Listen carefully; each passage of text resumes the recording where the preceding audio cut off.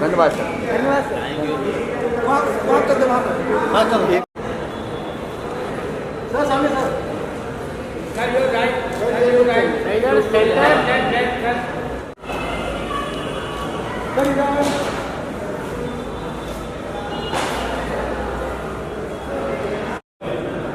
Yes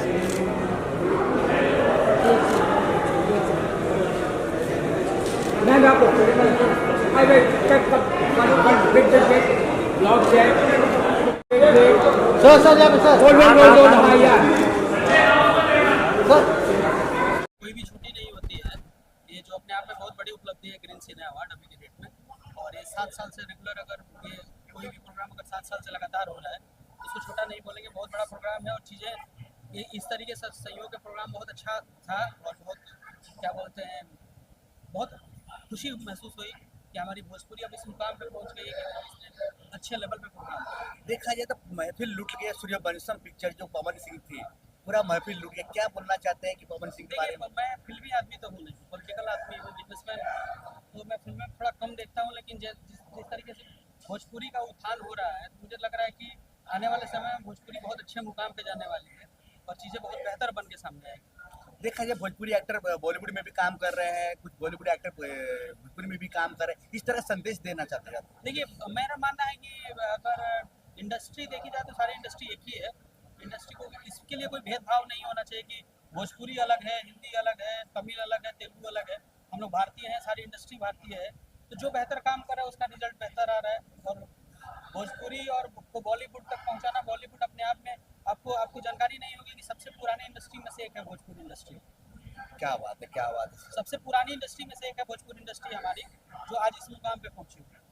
यानी आप क्या बोलना चाहते हैं, मैसेज देना चाहते हैं? जिस तरह आजकल भाषाओं के लिए कुछ मैसेज देना चाहते हैं? ऊपर वाले ने चाहा और पार्टी ने अगर आशीर्वाद दिया तो कुछ बेहतर निकल के आए। चुनाव लड़े। अगर आप दिखते हैं तो अपने क्षेत्र की समस्या को कैसे निपटते हैं? देखिए अभी के डेट में पूरे भारत में 2 ही समस्या है, शिक्षा और बेरोजगार। मेरे हिसाब से देखा जाए कि अगर ये भाषा की राजनीति और इधर उधर की राजनीति ना किया जाए तो शिक्षा और बेरोजगारी से बड़ी समस्या कोई नहीं है। हम लोग सबसे पहले काम करेंगे शिक्षा पे और बेरोजगारी पे। नीतीश कुमार बिहार में मोदी जी के साथ मिलकर कैसा काम किया है?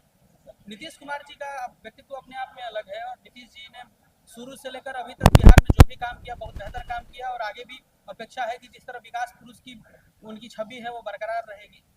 और आगे में चुनाव आते ही काफी व्यवसायियों का दिख रहा हूँ मर्डर हो रहा है, हत्या हो रहा है, इसमें कुछ राय करना चाहिए। आप एक व्यवसायी है। मैं हूँ व्यवसायी, लेकिन अगर इस पे तो कुछ बोलूँगा तो विवादास्पद हो जाएगा, बोलना नहीं चाहता हूँ। लेकिन जो भी हो रहा है वो सही नहीं हो रहा है और जिस तरीके से इसको अगर देखा जाए तो मुझे नहीं लग रहा है कि इस तरीके की घटना होनी चाहिए। तो अब इस पर कुछ ज़्यादा बोलूँगा नहीं तो विवाद हो जाए। शुरू से विवादों में रहा हूँ मैं, राजनीति जब से शुरू किया तब से कुछ भी बोलता हूँ तो विवाद हो जाता है। बिहार में कई पार्टियां अपने अपने सीएम के चेहरे देख रहे हैं। आप कुछ कहना चाहेंगे कि अगला सीएम कौन होगा? देखिए अब बोलने के लिए तो मैं भी बोल सकता हूँ कि मैं भी बिहार का मुख्यमंत्री बन सकता हूँ, लेकिन क्या बोलते हैं पात्र को मिलता है, तो पात्र को नहीं मिलता है। जो पात्र है उसको अपने आप मिल जाएगा। बोलने के लिए तो मैं भी बोल सकता हूँ कि मैं भी सीएम हूँ बिहार का। अगर आप चुनाव लड़ते हैं तो क्या मुद्दे होंगे आपके? शिक्षा और बेरोजगारी की और समस्या है और शिक्षा की जो समस्या है उस पर हम लोग बहुत बड़ा कुछ करने की कोशिश कर रहे हैं और करेंगे। और देखिए चुनाव अपने आप में एक जगह है। चुनाव में ना लड़ूं ये बात की चीज़ है, मैं जीतूं ना जीतूं ये बात की चीज़ है, लेकिन काम मैं करते आ रहा हूँ पिछले 6 साल से और अगले 60 साल जब तक जीवित रहूँगा, कोई पद मिले ना मिले, मैं काम करूँगा और बिहार की भूमि के लिए मैं समर्पित हूँ। अभी भोजपुरी सिनेमा देख रहा हूँ ऊंचाइयों पे पहुंच रहा है, उसको कहना चाहेंगे? अरे भोजपुरी सिनेमा ऊंचाई पे कब नहीं था, शुरू से तो भोजपुरी सिनेमा ऊंचाई पे था। होता है ना कि प्रयोग के बिना अस्त्र भी बेकार हो जाता है। हम लोग प्रयोग नहीं कर रहे हैं तो बड़ा नहीं हो रहा है, प्रयोग करना शुरू करेंगे तो अपने आप बड़ा हो जाएगा। ऐसे व्यवसायी आप भोजपुरी इंडस्ट्री के बारे में कुछ कहना चाहते हैं? देखिए इंडस्ट्री सारी अच्छी है और मेरा मानना है कि भोजपुरी इंडस्ट्री का उत्थान हो रहा है और जिस तरीके से अभी भोजपुरी इंडस्ट्री चल रही है तो थोड़े से सुधार की जरूरत है। अगर बातों में सुधार हो जाए, कर्म में सुधार हो जाए तो इंडस्ट्री बहुत जल्दी बहुत ऊपर चली जाएगी। शुभकामनाएं देना चाहते हैं? सबको बहुत बहुत धन्यवाद और खास करके हमारे मीडिया बंधुओं को बहुत बहुत धन्यवाद। आप लोगों ने इतना कीमती समय हमको दिया और ऊपर से ग्रीन सिने अवार्ड का 7वां सीजन है। पिछले 7 साल से मेरा मानना है कि ग्रह दशा भी 2.5 साल तक चलती है। अगर अच्छा होना होता है तो 2.5 साल में हो जाता है, नहीं तो खराब ही होता है। तो अगर कोई चीज़ अगर 7 साल से चल रही है तो बेहतर है और आगे भी बेहतर हो। Thank you so much. Thank you. नमस्कार। नमस्कार। बस ये अवार्ड भोजपुरी इंडस्ट्री के लिए है और ये भोजपुरी इंडस्ट्री का सौभाग्य है कि अवार्ड फंक्शन अभी भी कायम है। भले ही सिनेमा हॉल से उतर के टेलीविज़न के छोटे स्क्रीन पे आ गया हो, लेकिन सिनेमा ही होता है और सिनेमा के सम्मान के लिए ये अवार्ड फंक्शन रखा गया है, तो ये अच्छी बात है। आप लेजेंड भोजपुरी एक्टर जाना जाता है, लोग नाम लिया जाता है लेजेंड, कैसा लगता है आपको? लीजेंड वगैरह कुछ नहीं है, हम केवल कलाकार हैं, कोई लीजेंड नहीं है। यहीं पे काम करते करते जहाँ तक ईश्वर ले जाए बस। आज आपका अवार्ड जो दे रहा है किस पिक्चर के लिए, पिक्चर के लिए दे रहा है? ये मुझे कुछ पता ही नहीं है मेरी कोई फिल्म है कि नहीं है। ये चूँकि इस इंडस्ट्री का एक अवार्ड फंक्शन है तो मैं आया हूँ, मुझे बिल्कुल ही मालूम नहीं है कि मेरी कोई फिल्म है कि नहीं है या क्या है। ये एक भोजपुरी के लिए हो रहा है और भोजपुरी का मैं हूँ, तो भोजपुरी के लिए ही आया हूँ। और एक बात और है, जैसे मुंबई में हिंदी मराठी जो आजकल चल रहा है, आपकी भी भोजपुरी यहाँ पे अवार्ड कितने गर्व की बात है कि यहाँ पे छपरा जिला है, ये भी हम मुंबई में अवार्ड शो करें भोजपुरी, क्या आपका? ये और भी गौरव की बात है कि मुंबई, महाराष्ट्र, जहाँ हम लोग अपने अपने गांव से, अपने प्रांत से यहाँ पे आए हैं, वो बोलते हैं ना कि माँ और मासी का रिश्ता है, तो वही है। और इस धरती पे मुझे लगता है कि ये कला की नगरी है और इस कला की नगरी में जो भी आए हैं, अगर यहाँ टिक गए, ये नगरी बहुत प्रताड़ित भी करती है, बहुत भगाना चाहती है, भागते भी ये लोग, जो चले गए, जो टिक गए उसको ये नगरी अपना लेती है। और मेरा सौभाग्य है कि मुझे ये नगरी अपनाई है, भोजपुरी का सौभाग्य है कि भोजपुरी को ये नगरी अपना लिया है। तो हम इस नगरी के सामने नतमस्तक हैं, इस धरती के सामने नतमस्तक हैं, और इसके अलावा मैं कुछ नहीं बोल पाऊँगा। अच्छा Thanks. सर जी, देखा जाता है कि भोजपुरी में जब से आपने कदम रखा है, सात सहेलियां में भी आपने काम किया, जी। आज तक कभी आपको कोई पीछा नहीं कर पाए और आप ऐसे ऐसे रोल किए, जैसे मेहंदी लगा कर रखना, जिस तरह से बाप किए, क्योंकि आज जो फिल्म में ऐसे ऐसे सीन है, तो आपको सबसे बेस्ट सीन क्या है? पिताजी का रोल एक दर्दनाक। नहीं, मेरे लिए हर किरदार होता है। और ये आपने बड़ी मतलब गंदी तो नहीं बोलूँगा, लेकिन ये सही बात नहीं बोला कि मुझे कोई पीछा नहीं कर पाया। हर इंसान अपना काम करता है, हर कलाकार अपना काम करता है। मैंने भी सिर्फ और सिर्फ मेरा ही वो कार्य किया है जो ईश्वर ने मुझे दिया है। मैं आगे हूँ, पीछे हूँ, इस रेस में मैं कभी रहा नहीं हूँ। मैं जो हूँ वही हूँ, और जो था वही आज भी हूँ, और कल भी वही रहूँगा जो आज नज़र आ रहा हूँ।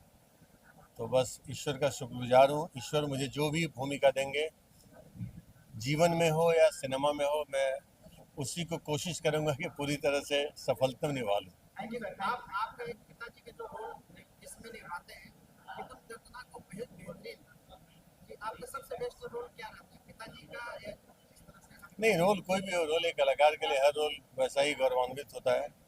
मेरे लिए भी हर रोल गौरवान्वित ही है। और सम्मान हमें उस किरदार ने दिया है, हमने उस किरदार को नहीं दिया है।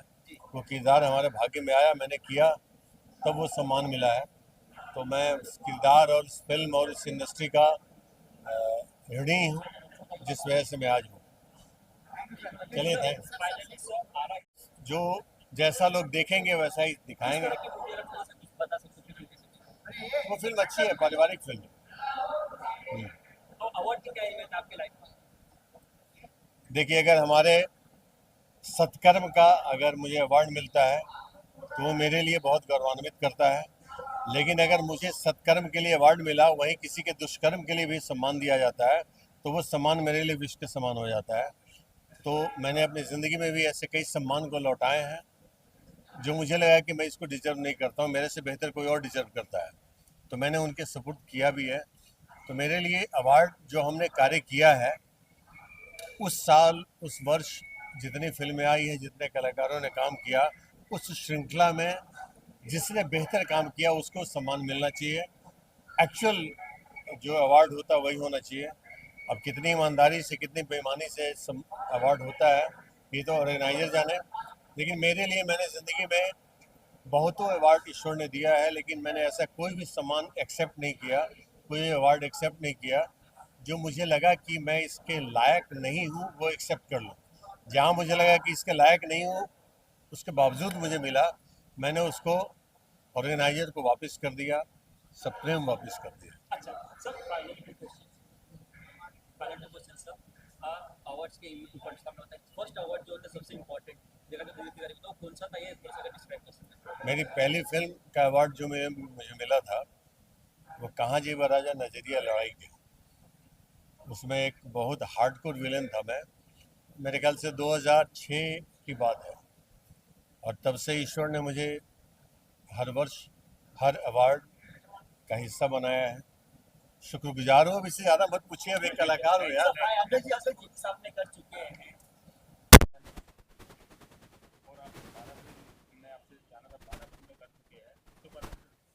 मैंने पहली फिल्में किया था दिलबर कल्लू जी के साथ, भोजपुरी फिल्में जो रिलीज हुई, और दूसरी फिल्में किया मैंने व्रत सुनो सोमवार की, वो भी कैप्टन कपिल से जुड़ी। कुछ फिल्में हमारे रितेश ठाकुर जी ने किए थे, अगवा, नगिनिया, आवारा परिंदे, पुदीना, बहुत सारी फिल्में की हैं, जिस कारण से फिल्में लॉकडाउन के कारण से नहीं रिलीज हो पाई, तो थोड़ा सा मार्केट से बाहर निकलना पड़ा मुझे और अपने आप को चेंजेस करना पड़ा। और मैं चाहता हूँ कि अगर मैं आज अगर दिल से अगर मैं अपने गुरु हमारे माता पिता को अगर मैं मानता हूँ, अपनी भोजपुरी भाषा को, अपनी भोजपुरी फिल्में जितने सारे प्रोड्यूसर डायरेक्टर लोग बना रहे हैं, वो बना तो लेते हैं, बेचने के लिए सोचना पड़ता है, क्योंकि डिजिटल प्लेटफॉर्म जब तक आपका बड़ा नहीं रहेगा, मजबूत नहीं रहेगा, तो आपकी फिल्में नहीं चलेगी। जो डायरेक्टर को सही रेट नहीं मिल पा रहा है, प्रोड्यूसर को सही रेट नहीं मिल पा रहा है, जिस कारण से हमारी फिल्में सही जगह पर नहीं जा पा रही। तो मैं अगर ये बनाया हो तो अपने माँ और बाप को मान के कि मैं चाहता हूँ कि हमारी जितनी भोजपुरी फिल्में हो, हमारे लाखों जितने सारे वर्कर हैं, सबकी मेहनत जो है हमारे रिलायंस कंपनी से रिलीज हो, जियो से रिलीज हो, पिक्चर डिजिटल से रिलीज हो, जिस कारण से सबका मुनाफा हो, सबकी लाइफ बदले और हमारी भोजपुरी भाषा भी हमारे अदर भाषा में रिलीज हो। और ग्रीन सिनेमा अवार्ड पे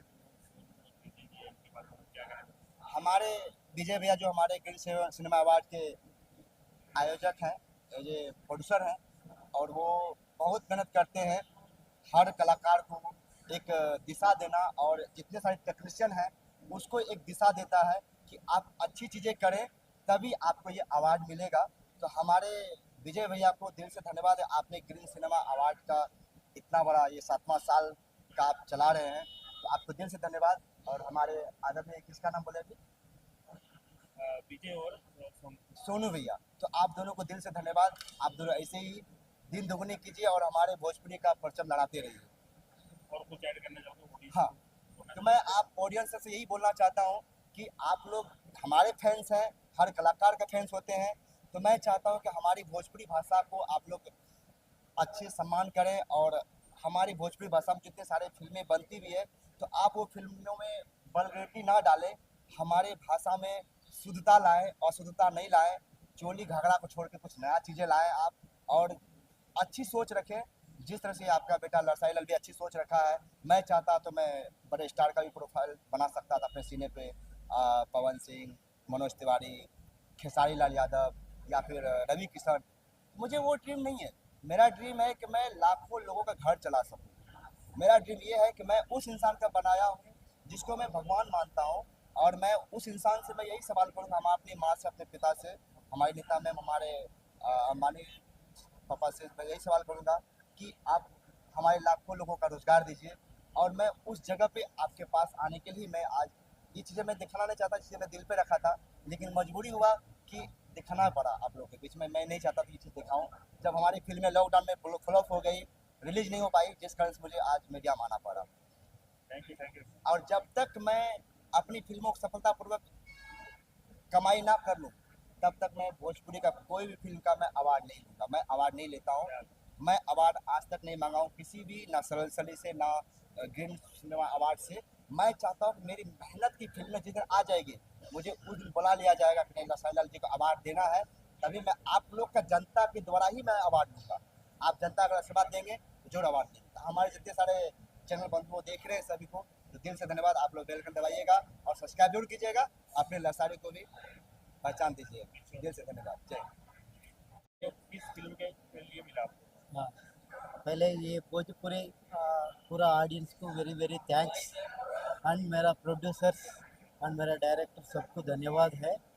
ये जो है ये ग्रीन सिनेमा अवार्ड इस बार मेरे को बेस्ट फोटोग्राफी में मिला है, इसका बारे में मैं बहुत खुशी हूँ।